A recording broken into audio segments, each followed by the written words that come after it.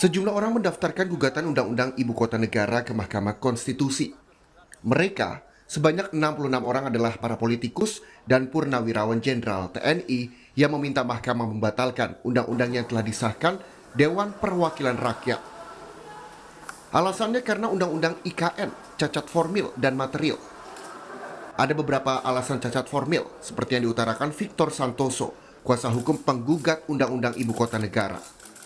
Tapi kemudian lagi-lagi ketika kita mendalami proses prosedur pembentukan undang-undang IKN ini, memang ada banyak asas yang sebenarnya dilanggar gitu. Baik itu misalkan asas keterbukaan, kalau kita cek di websitenya DPR itu terkait dengan pembahasan itu banyak file yang tidak bisa diakses. Jadi sekitar dari 21 proses itu mungkin hanya 7 yang bisa diakses. Yang lainnya itu kalau kita cek dokumen itu 0 kilobyte, jadi tidak ada isinya.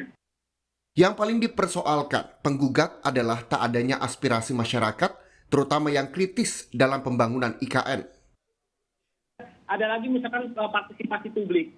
Nah, kita melihat bahwa prosedur 42 hari ya yang digunakan oleh DPR sejak RUU itu ditetapkan lalu kemudian disetujui bersama, itu sangat minim partisipasi publik. Nah, nanti kita akan melihat di persidangan siapa-siapa saja kemudian yang dilibatkan. Apakah hanya masyarakat Kalimantan yang pro atau kemudian semua elemen kemudian sudah dilakukan.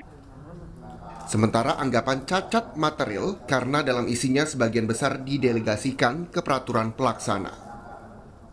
Sekali delegasi, itu sekitar ada 13 perintah yang saya coba lihat, itu mendelegasikan kewenangannya ke dalam peraturan pelaksana. Nah, padahal terhadap kebijakan strategis itu seharusnya diatur dalam undang-undang. Politikus Partai Persatuan Pembangunan Ahmad Baidowi, yang adalah anggota panitia khusus rancangan Undang-Undang IKN, menilai alasan gugatan tak kuat, terutama karena DPR sudah transparan membuka pembahasan Undang-Undang IKN. Ya pastilah, kan tidak semuanya harus diumumkan di di webnya DPR, kan banyak hal karena persoalan teknis. Kan gitu kan. Terus kalau dokumen itu ada semua, ada asumsi bahwa seluruh rakyat Indonesia harus diminta persetujuannya. Itu dari mana gitu? Nggak ada itu di ketentuan Undang-Undang P3 yang mengharuskan 250 juta penduduk Indonesia harus setuju kan. Selain DPR, yang merespons gugatan Undang-Undang IKN ke Mahkamah Konstitusi adalah Menteri Perencanaan Pembangunan Nasional Suharso Monoarfa.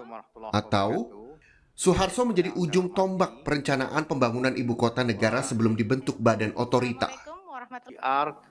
Di MK, saya kira ya, kami tentu akan mempelajarinya, apa yang diketengahkan, dikemukakan di sana, apakah cacat formil dan cacat material nanti kita periksa.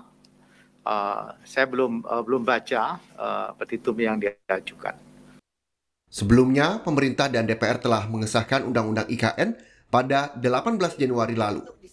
Undang-undang kini ada di tangan Presiden Joko Widodo. Undang-undang yang telah sah di DPR ini yang digugat. Soal menggugat proses dan isi undang-undang pernah berhasil di Undang-Undang Cipta Kerja. Putusan Mahkamah Konstitusi memerintahkan pemerintah dan DPR memperbaiki formil Undang-Undang Cipta Kerja dalam waktu 2 tahun. Sementara proses pembangunan berupa infrastruktur penunjang pembangunan sebetulnya sudah dilakukan. Selanjutnya berdasarkan Undang-Undang Pembangunan secara masif dilakukan pemerintah. Untuk itu, pengamanan diperkuat dengan penempatan 600 personel TNI dari Kodam 6 Mula Warman di Kabupaten Penajam Pasir Utara, Kalimantan Timur. Tim Liputan, Kompas TV.